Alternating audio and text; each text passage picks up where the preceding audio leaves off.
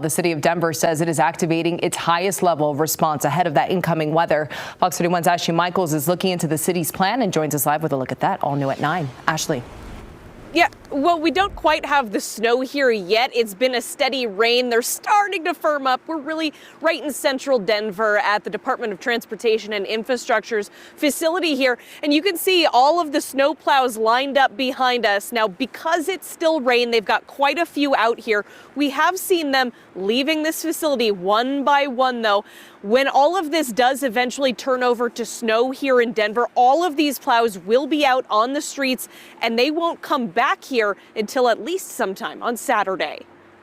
We are getting ready to deploy the maximum number of snowplow responses that we ever have available in the city. All 54 of Denver's heavy-duty plows will be out on the main roads. We're told they'll hit each spot every 12 hours. We'll be running them around the clock, so we have personnel who will do an overnight shift, then we'll have the next team come in and do the day shift, and so they will be running constantly. Same thing for the 36 residential plows that'll focus on neighborhoods. We'll also be able to get to every residential street in Denver around every 24 hours. But with snow expected to be falling at sometimes 1 to 2 inches per hour, the city's fleet may not be able to keep up with Mother Nature. This storm could be impacting you starting tomorrow all the way through Friday and potentially into the weekend. The roads, though, are only part of Denver's snow plan. They're also getting ready for possible impacts to infrastructure. Given the heaviness and the depth and the weight of the snow, perhaps down power lines, down trees and others. And then there's the impact on people. You've never been to Denver before for a Denver winter. You've never